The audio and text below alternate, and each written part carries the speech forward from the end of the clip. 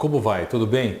Meu nome é Álvaro Mulatti, eu sou coordenador do projeto Inodonto aqui no SUEPAR, Sindicato dos Odontologistas do Estado do Paraná, e também criador do Consultório Legal.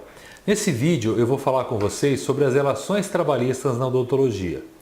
Tem muita coisa mudando na odontologia, algumas leis, impostos, né? A gente vai começar a ouvir falar, hoje é dia 23 de fevereiro, então a gente já está começando a falar do imposto de renda, né? E o assunto que vai dominar nessa área, por exemplo, eu acho que nessas próximas semanas aí é o imposto de renda. Mas vale a pena olhar para as relações trabalhistas do teu consultório, como que está acontecendo isso hoje, né? Então, o que é muito comum nos consultórios?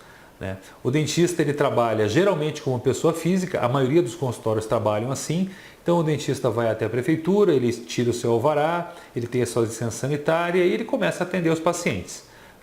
E aí, em muitas situações, ele traz outro dentista para trabalhar no consultório dele. Esse outro dentista, ele não é contratado. Na verdade, você como pessoa física, você não pode contratar um outro dentista para fazer o teu trabalho de dentista. Então, o ideal seria que, ao atender um paciente, você desse um recibo da tua parte do serviço e esse outro profissional desse um recibo da parte dele. Então, por exemplo, geralmente esse acordo é feito antes, então você combina com outro profissional que ele vai receber lá 45% do valor do tratamento e você vai ficar com 55%. Então, o certo seria você dar um recibo de 55%, vamos supor que fossem R$1.000. Então você dá recibo de 550 e o outro dentista de 450. E aí o paciente usa esses dois recibos na declaração de renda dele para declarar o serviço que ele pagou para o dentista. Mas geralmente não é assim que acontece. O paciente vai lá, paga para o dentista o valor total, esse dentista desconta do valor total imposto, ele desconta taxas de máquina de cartão, algum produto ou serviço, por exemplo, protético, alguma coisa específica e é feita essa divisão. Então isso, formalmente falando, legalmente falando, isso não é uma relação comercial, porque ela não tem recibo, ela não tem nota, e não é uma relação trabalhista, porque não houve ali um contrato, não tem ali um funcionário, enfim, fazendo esse trabalho. E a outra forma de se trabalhar, outra maneira como muitos dentistas trabalham é como pessoa jurídica. Muitos deles começaram essa pessoa jurídica, que é montar uma empresa, é ter um CNPJ, é dar nota fiscal, muitos começaram isso por conta de convênio. Então, eu vou me credenciar um convênio, mas esse convênio exige que eu seja uma empresa e não um profissional liberal, não um autônomo. Então eu fui lá e constituí uma empresa por causa disso. Então, daí ao contrário da pessoa física, como empresa, você pode contratar um dentista para trabalhar no teu consultório, para prestar serviço para você. Aí é permitido. Então, é um pouco disso que a gente vai começar a ver e as diferenças que existem e como você faz para formalizar isso tudo. Então, quando você contrata um dentista para trabalhar para você, você pode contratar ele no que a gente chama de regime CLT, que é um funcionário com carteira assinada, com registro, que nem você contratou a tua secretária, por exemplo. Então, você tem essa forma de contratação, sobre isso você vai ter alguns encargos, você vai ter algumas obrigações, e aí essa relação trabalhista está formalizada. A outra forma é contratando esse profissional como um prestador de serviço. Então, cada uma das duas formas tem, tem suas características e é sobre isso que a gente vai falar daqui para frente. É muito importante frisar que não vale a pena você correr esse risco. Hoje você está sujeito a uma ação trabalhista e não sei se você já ouviu falar, mas eu conheço pessoas que receberam ação trabalhista e conheço pessoas que moveram ações trabalhistas contra consultórios, contra clínicas. Por conta dessa informalidade toda, dessa maneira como se trabalha. Que quando você conversa com um advogado, ele começa a falar para você que está tudo errado, o que você está fazendo, que não está certo isso e isso pode custar muito caro para você. Então essa é a preocupação, que você não tenha um prejuízo lá na frente, que você não tenha que colocar o teu patrimônio à disposição desse tipo de situação, ou se desfazer de algum patrimônio teu para poder cobrir uma despesa como essa que não estava prevista. Então, existe hoje, por exemplo, um piso salarial para cirurgião dentista, para 40 horas e para 20 horas. Esse piso é calculado conforme o salário mínimo. Então, são 3 salários mínimos para o piso de 20 horas. Aí, de 40 horas, dobra o valor. Então, para 20 horas, R$ 2.862. Para 40 horas, 5.724. E o dentista, ele tem direito à insalubridade, desde que comprovado, é claro, mas ele pode receber um adicional até de 40% no salário dele por insalubridade e até 30% se for periculosidade. Então, se fosse o caso aqui de insalubridade, esse salário de 5.724 ele aumentaria para 8.013. O salário de 2.862 aumentaria para R$ 4.006. Isso dá mais ou menos R$ 36 por hora. Então, esse seria o valor mínimo para você pagar para um dentista quando você contrata ele para trabalhar no teu consultório. Então, por exemplo, numa ação trabalhista, esse é o valor que vai ser levado em conta. Ele pode até alegar que ele estava recebendo abaixo do piso mínimo e aí pedir a equiparação disso. Então, por aí você tem uma ideia do tipo de problema que você pode ter no futuro. O que caracteriza então esse vínculo? Como é que a pessoa pode, como é que ela vai alegar? O que ela vai falar? Não, eu sou funcionário, eu era funcionário da empresa, mas eu não era registrado. Eu trabalhava nessa clínica, mas não era registrado. Então, uma das coisas é a subordinação. Eu estou sujeito a uma chefia, eu estou sujeito a um controle. Então, esse chefe ele vai avaliar o meu desempenho, ele vai avaliar os procedimentos que eu faço, ele vai avaliar se eu estou chegando no horário ou não, ele vai avaliar como eu estou usando os recursos da clínica. Eu sou subordinado a outra pessoa. Não sou eu que determino como, quando e o que eu vou fazer. A outra forma é a remuneração. Então, geralmente você está recebendo todo mês um valor. Então, como você recebe todo mês, isso é um salário que você está recebendo. Então, é uma outra forma também de alegar esse vínculo, de comprovar esse vínculo. Então, eu tenho lá os recibos dos valores que eu recebi ao longo do tempo, ali eu mostro que todo mês eu estava recebendo valores dessa clínica onde eu trabalhava. A outra situação é o que a gente chama de não eventualidade. Então, não é assim, eu não ia quando eu queria, eu não ia uma vez por semana, eu ia todo dia. Então, eu conheço clínicas aí que fazem esse acerto de percentual com o dentista e aí falam para ele, você tem que chegar às 8 e você não pode sair antes da 1 hora da tarde. Ah, mas eu não tenho paciente. Não importa, você tem que ficar lá. Então, eu estou cumprindo uma jornada, eu estou obedecendo uma ordem. Então, não é assim, vou de vez em quando. Eu tenho que estar todo dia nesse horário lá. Eu não posso sair a hora que eu quero. Então, isso também caracteriza o vínculo empregatício. E a pessoalidade da prestação. Então, se eu estou nessa clínica todas as manhãs, das 8 às 13 ou das 8 às 12 horas, então sou eu que vou prestar o serviço sempre para aquela pessoa. Eu sempre estou atendendo aquele paciente. Então, isso também caracteriza o vínculo empregatício. Não é diferente quando você vai prestar um serviço, pode ser o profissional do dia, da hora, da vez que vai te atender. Então, tem que se observar isso também nessa situação, nessa condição aí, onde eu estou vendo se eu vou contratar uma pessoa como funcionário ou como prestador de serviço, para minimizar esse risco e não ter problema. Então, quando você tem um funcionário, por exemplo, hoje você tem uma secretária no teu consultório, você tem um salário que você paga para ela, você tem hora extra que você paga para ela, você tem férias que você tem que pagar para ela, você tem 13º que você paga para ela. É da mesma forma que funcionaria com o dentista. Então, esse dentista tem um piso salarial, você teria que respeitar isso. Se ele trabalhar mais do que 8 horas por dia, existe uma hora extra que você precisa pagar. Esse dentista ele tem direito a férias. Então, ele tem direito a 30 dias de férias, ele tem direito ao terço de férias. Então, naquele mês em que ele vai sair de férias, ele recebe 1/3 do salário e ele recebe o salário normal do mês. Hoje, com a nova legislação trabalhista, enfim, você pode fracionar as férias, então você pode dividir em até 3 períodos, sendo que o primeiro não pode ser inferior a 15 dias. E daí você pode, nesse restante de férias que você tem, você pode dividir em outros 2 períodos. Mas você tem que pagar as férias para a pessoa. E também o 13º. Então, todo final de ano a gente começa a escutar, ver reportagem no jornal, o que você vai fazer com o teu 13º? Enfim, as pessoas perguntando. Então, esse funcionário, esse cirurgião dentista, ele tem direito também ao 13º salário. Então, essas são as tuas obrigações como empregador, como patrão dentro de uma empresa, dentro de uma clínica odontológica.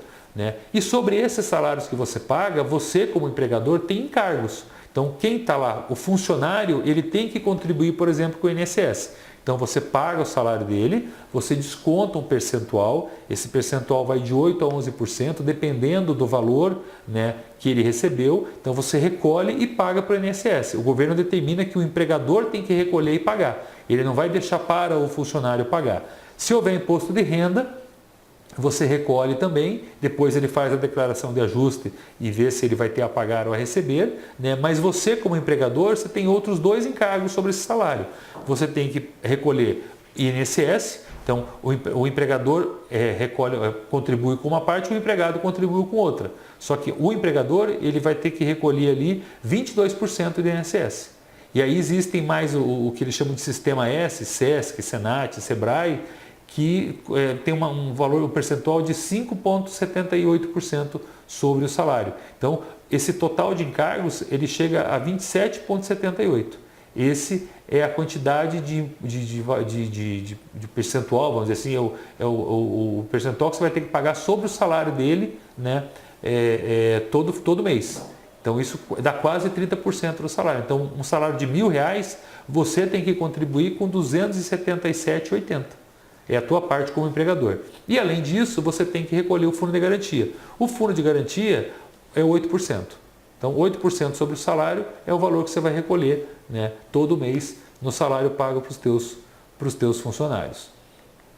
E aí existem também os benefícios que você paga para esse funcionário. Então você tem vale transporte e vale refeição. Não existe aqui um valor mínimo determinado, né? Mas, por exemplo, para a tua secretária, aqui em Curitiba, o piso salarial é R$ 1.270 e o vale refeição ele é de R$ 405 por mês.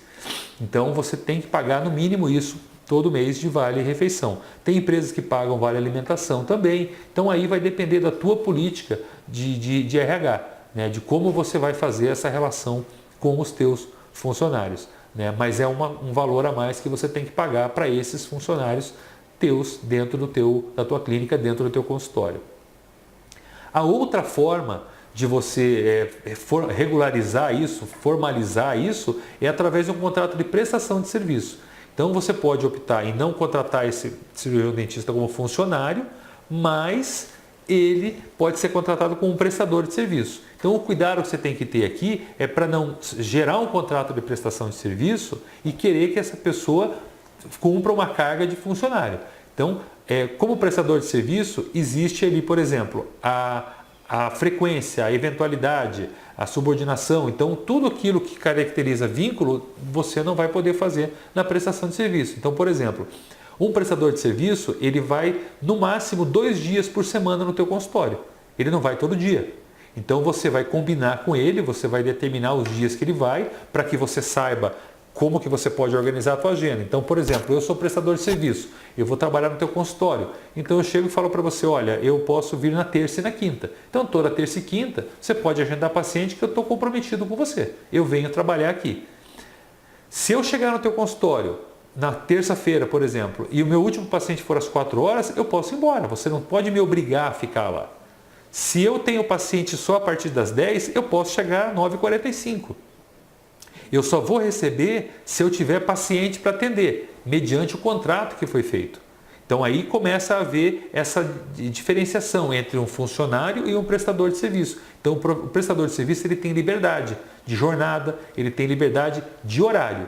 Então eu faço o meu horário e eu estou livre para ir e vir dentro desse horário se eu tenho ou não paciente. Então você não pode não mostrar a agenda para ele para que ele chegue de manhã às 8 horas e fique sem fazer nada até 10, 11 horas da manhã. Você não pode obrigar ele a ficar no teu consultório até às 6, né, se o último paciente dele foi às 16 horas.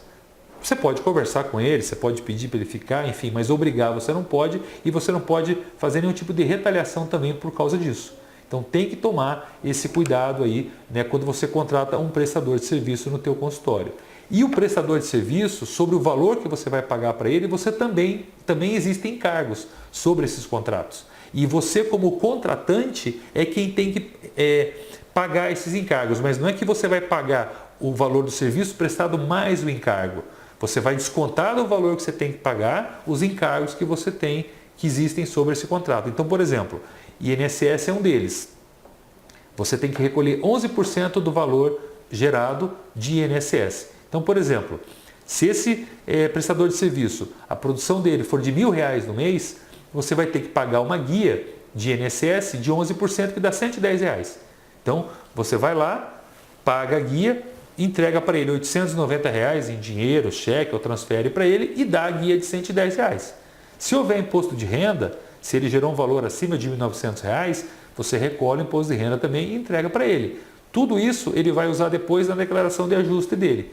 Mas esse recolhimento do INSS, por exemplo, é o que comprova, né, que você não tinha que pagar salário para ele, que você não tinha que pagar fundo de garantia, que você não tinha que recolher férias, pagar férias, 13º, nada disso.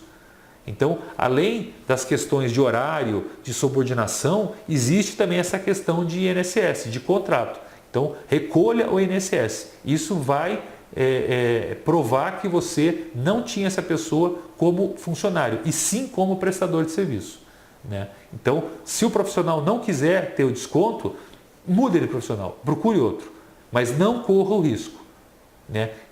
Eu sei que o que eu estou falando pode não ser a coisa mais agradável do mundo, porque a gente está falando em imposto, em encargos, mas o risco que você corre é muito grande. Então, você vai avaliar se vale a pena correr esse risco ou não, né? Então, o objetivo desse vídeo é fazer esse tipo de comentário com vocês. Como é que isso funciona? Como é que são essas relações? O que caracteriza se a pessoa é funcionário ou não? Se ele é prestador de serviço ou não?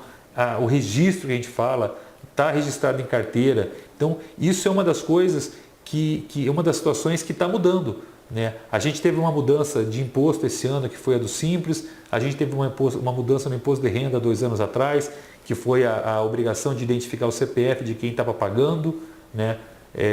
Existe o ISS fixo, que daqui a pouco pode ser percentual, enfim, e existem as relações trabalhistas dentro do consultório. Então, tome muito cuidado.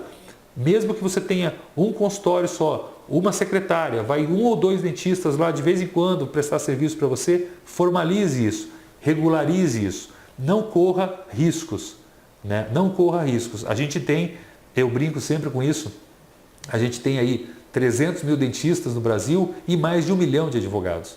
Então, sempre vai ter um advogado, não querendo falar mal deles, é claro, mas enfim, né? Mas sempre vai ter um advogado que pode influenciar uma outra pessoa. E aquele cara que era teu amigo, de repente, ele vira um problema para você por causa dessa influência. Então, tome muito cuidado com isso. Isso é muito importante, isso faz parte do dia a dia de um consultório. Um consultório hoje, ele vai além da questão técnica, dos procedimentos odontológicos. Um consultório tem toda a questão administrativa, onde a relação trabalhista está envolvida, onde o marketing está envolvido, onde a formação de preço está envolvida, onde o planejamento está envolvido. E existe uma questão de relacionamento, né? Então, você tem que se relacionar com o teu paciente, com os teus funcionários, com os teus fornecedores. Então, tem que haver um equilíbrio dentro dessas 3 situações, para que daí você caminhe bem, com tranquilidade e prospere dentro da odontologia. Você tem toda a condição de fazer isso, né? Aqui está o meu contato, tem o meu e-mail, tem o site, né?